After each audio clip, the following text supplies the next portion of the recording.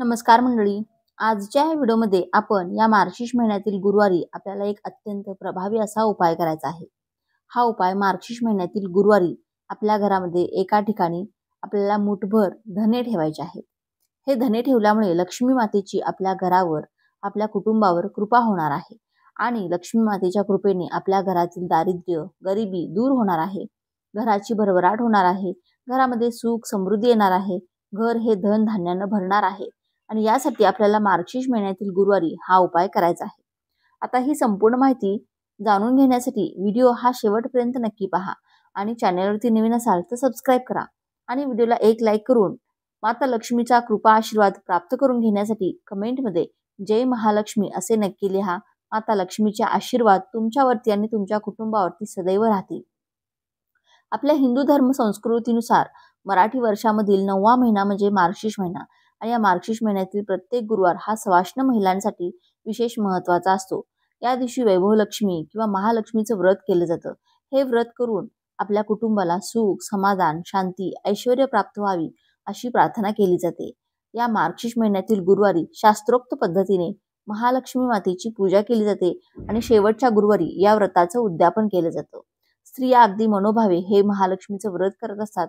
लक्ष्मी मातेची आपल्यावर कृपा राहावी आणि आपल्या घराची भरभराट व्हावी यासाठी लक्ष्मी मातेकडे प्रार्थना केली जाते आणि शेवटच्या गुरुवारी या व्रताचं उद्यापन केलं जातं. आणि या व्रताच्या उद्यापनाच्या दिवशी कुमारिका अथवा लग्न झालेल्या महिलांना म्हणजे सवाष्ण महिला त्यांना आपल्या घरी बोलावून त्यांना देवी समान मानून त्यांची पूजा देखील केली जाते. म्हणजे त्यांना हळदी कुंकू लावलं जातं. तसेच वाण म्हणून एखादी भेटवस्तू दिल्या जातात. त्याचबरोबर त्यांना एक फळ आणि लक्ष्मी व्रताची पोथी देखील दिली जाते. या मार्गशीर्ष महिन्यामध्ये लक्ष्मी मातेची आपल्यावरती कृपा राहावी, लक्ष्मी मातेच्या कृपेने आपल्या घराची भरभराट व्हावी, घरामध्ये सुख समृद्धी यावी यासाठी महालक्ष्मी व्रतासोबत अनेक उपाय आणि अनेक सेवा केल्या जातात.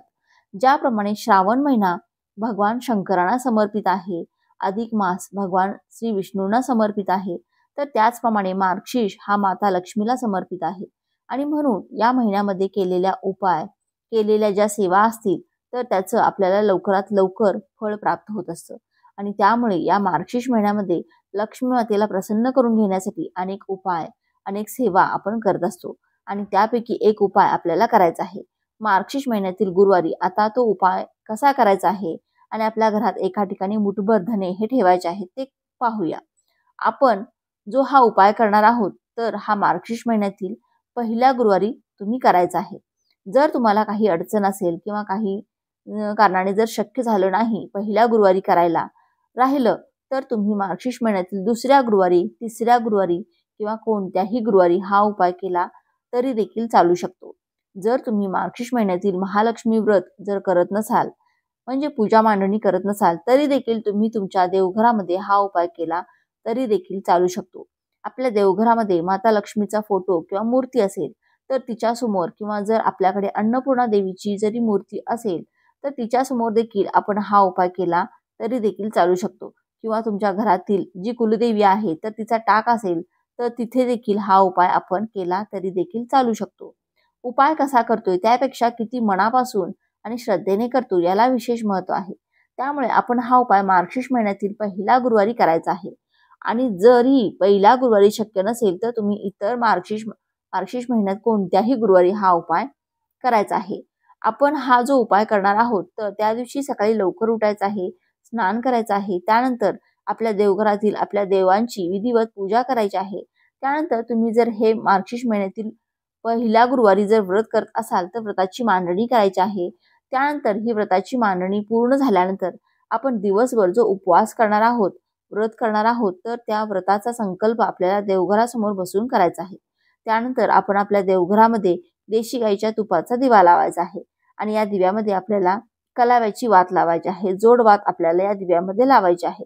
आणि असा हा दिवा आपल्याला देवघरामध्ये किंवा आपण जर गुरुवारची पूजा मांडणी केली असेल तर त्या व्रताच्या मांडणीसमोर आपल्याला हा देशी गाईच्या तुपाचा दिवा लावायचा आहे. त्याबरोबरच आपल्याला या दिव्यामध्ये 2 भीमसेनी कापुराच्या वड्या देखील टाकायच्या आहेत. त्यानंतर लक्ष्मी मातेला आपल्यावरती आणि आपल्या संपूर्ण कुटुंबावरती लक्ष्मी मातेची कृपा राहावी, मातेच्या कृपेने आपल्या घराची भरभराट व्हावी, घरामध्ये सुख समृद्धी यावी यासाठी प्रार्थना करायची आहे. आणि त्यानंतर आपल्याला दिवसभर हे व्रत करायचं आहे.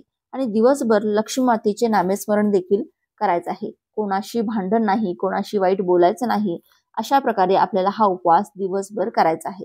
आता हा उपवास कसा करायचा आहे तर हे आपण या पूर्वीच्या व्हिडिओमध्ये जाणून घेतलेलं आहे. व्रत कसं करायचं आहे याविषयीची संपूर्ण माहिती आपण या पूर्वीच्या व्हिडिओमध्ये जाणून घेतलेली आहे. तुम्ही नक्की चॅनलवरती जाऊन पहा. तर अशा प्रकारे जर सकाळी हे व्रताची मांडणी केली नसेल तर काही अडचण नाही, किंवा काही कारणांमुळे मांडणी करायची राहिली असेल तर तुम्ही सकाळी व्रताची मांडणी करू शकता किंवा संध्याकाळी करू शकता. संध्याकाळी म्हणजे 5 ते 7 या दरम्यान आपल्याला या व्रताची मांडणी करायची आहे. संध्याकाळी केली तर अतिशय उत्तम, कारण की संध्याकाळी तिन्ही सांजेच्या वेळेला लक्ष्मी माता आपल्या घरामध्ये आगमन करण्याची वेळ असते आणि त्यावेळेला जर तुम्ही ही पूजा मांडणी केली तर अतिशय उत्तम. लक्ष्मी माता आपल्यावरती लवकर प्रसन्न होईल, यासाठी आपल्याला 5 ते 7 या वेळेत संध्याकाळी ही पूजा मांडणी करायची आहे. आणि ज्यांना शक्य नसेल तर त्यांनी सकाळी केली तरी देखील चालू शकतो. त्यानंतर संध्याकाळी आपल्याला लक्ष्मी मातेसमोर बसून ज्या ठिकाणी आपण व्रत केलं आहे, व्रताची मांडणी केली आहे, तर त्या ठिकाणी बसून आपल्याला लक्ष्मी मातेची मनोभावे प्रार्थना करायची आहे. त्यानंतर लक्ष्मी मातेची कहाणी सांगणारी पुस्तक वाचायचं आहे आणि त्यानंतर आपल्या लक्ष्मी मातेला गोडाचा नैवेद्य हा दाखवायचा आहे. परंतु घरात देखील सर्वांनी या दिवशी गोडाचा जेवण करायचं आहे. आता ही झाली व्रताची मांडणी कशी करावी आणि आपल्या लक्ष्मी मातेची पूजा कशी करावी, व्रत कसे करावी याविषयीची माहिती. आता जो आपल्याला उपाय करायचा आहे तर तो उपाय आपण कसा करायचा आहे ते पाहू. तर त्यासाठी आपल्याला एक मूठभर धने घ्यायचे आहेत. एका वाटीमध्ये आपल्याला हे धने घ्यायचे आहेत आणि आपल्या देवघरासमोर बसून आपल्याला बसायचं आहे. त्यानंतर आपल्याला श्री सुक्तमचं पठण करायचं आहे. जर तुम्हाला श्री सुक्तमचं पठण करता येत नसेल तर तुम्ही मोबाईलवरती लावून त्याचं श्रवण देखील करू शकता किंवा श्री महालक्ष्मी अष्टकमचं देखील तुम्ही पठण करू शकता. जर तुम्हाला शक्य नसेल तर व्हिडिओ लावून तुम्ही त्याचे श्रवण करायचं आहे. त्यानंतर आपल्याला श्री महालक्ष्मी मातेचा महामंत्र याचा जप देखील करायचा आहे. श्री महालक्ष्मी नमः हा महामंत्र जप करत करत ही जी आपण प्लेटमध्ये मूठभर धने आहेत ते घड्याळाच्या दिशेने आपल्याला उतरवायचे आहेत. म्हणजे ज्याप्रमाणे आपण लहान मुलाची दृष्ट काढतो तर त्याप्रमाणे आपल्याला हेही धने आपल्या देवीवरून लक्ष्मी मातेवरून आपल्याला अभिमंत्रित करायचे आहेत. आता धने जे अभिमंत्रित झालेले आहेत तर हे धने घेऊन आपल्याला आपल्या घरातील जो कमावणारा व्यक्ती आहे, म्हणजे आपल्या कुटुंबासाठी जो कष्ट करत आहे, जो पैसा कमावत आहे, धन कमावत आहे, तर त्या व्यक्तीच्या वरून आपल्याला हे उतरवायचे आहे. मग तो पुरुष असेल, स्त्री असेल किंवा आपल्या घरातील मुलं असतील तरी देखील चालू शकेल. तर त्या व्यक्तीला आपण हे जे महालक्ष्मीचं व्रत केलेलं आहे तर त्याच्यासमोर आपल्याला एखाद्या खुर्चीवरती किंवा पाटावरती त्याला बसवायचं आहे आणि त्याच्यावरून हे जे अभिमंत्रित केलेले धने आहेत तर त्यातील चिमूटभर धने घेऊन त्याच्यावरून देखील आपल्याला हे घड्याळाच्या दिशेने उतरवायचे आहेत. आता तुमच्या घरामध्ये एक व्यक्ती कमावणारी असेल किंवा 2 असतील किंवा 3 असतील, किती व्यक्ती असतील कमावणाऱ्या तर त्यांच्या सर्वावरून आपल्याला हे जे धने आहेत तर ते उतरवायचे आहे. एक वाटीमध्ये किंवा एखाद्या पात्रामध्ये आपल्याला हे धने साठवायचे आहेत. त्यानंतर आपल्याला भीमसेनी कापराच्या 2 वड्या घ्यायच्या आहेत, 2 लवंग घ्यायच्या आहेत. लवंग या अखंड घ्यायच्या आहेत. कुठेही तुटलेली, खराब झालेली, किडलेल्या लवंग असू नयेत अशा लवंग घ्यायच्या आहेत. आता या ज्या 3 वस्तू आहेत म्हणजे धने, चिमूटभर धने, जेवढ्या व्यक्तीच्या वरून उतरलेले धने असतील तेवढे धने आणि या लवंग आणि भीमसेनी कापूर. तर संध्याकाळी आपलं जेवण झाल्यानंतर, आपल्या देवीला नैवेद्य दाखवून झाल्यानंतर आपल्याला हे धने, भीमसेनी कापूर आणि लवंग इत्यादी असणारी वस्तू भीमसेनी कापराच्या सुगंधाने लक्ष्मी माता आपल्या घराकडे आकर्षित होते. लक्ष्मी मातेला आमंत्रित करण्यासाठी या ज्या 3 वस्तू आहेत तर त्या वस्तू आपल्याला आपल्या घरामध्ये जाळायच्या आहेत आणि संपूर्ण घरामध्ये आपल्याला हे फिरवायचे आहे. जो व्यक्ती व्रत करत असेल त्यानं केलं किंवा घरातील इतर कोणत्याही व्यक्तीने हा उपाय केला तरी देखील चालू शकतो. म्हणजे हे जे वस्तू आहेत तर त्याला जाळायचे आहेत. हे जर करत असताना, घरामधून फिरवत असताना घरातील नकारात्मकता घराबाहेर जाऊ दे, घरावर जी वाईट संकट असतील, गरिबी असेल किंवा एखादी करणी केली असेल, दोष असेल तर ते सर्व दूर होऊन, दारिद्र्य दूर होऊन घराची भरभराट होऊ दे अशी इच्छा, मनोकामना असेल तर ही लक्ष्मी मातेजवळ बोलून दाखवायची आहे. या ज्या 3 वस्तू आहेत तर त्या आपल्याला घरामध्ये संपूर्ण फिरवायच्या आहेत. अशा प्रकारे आपल्याला हा उपाय करायचा आहे. त्यानंतर आता जे राहिलेले धने आहेत तर ते धने आपल्याला रात्रभर या लक्ष्मी मातेच्या ठिकाणी आपल्या पूजन केलेले आहे त्या व्रताच्या ठिकाणी आपल्याला वाटीभर धने जे आहेत तर ते त्यामध्ये ठेवून द्यायचे आहेत. त्यानंतर दुसऱ्या दिवशी सकाळी ज्यावेळी आपण व्रताचं उद्यापन करत असो तर त्यावेळेला हे जे राहिलेले धने आहेत तर त्या पुन्हा एकदा आपल्याला जे मुठभर धने आहेत त्यातील अर्धे धने आपल्याला घ्यायचे आहेत.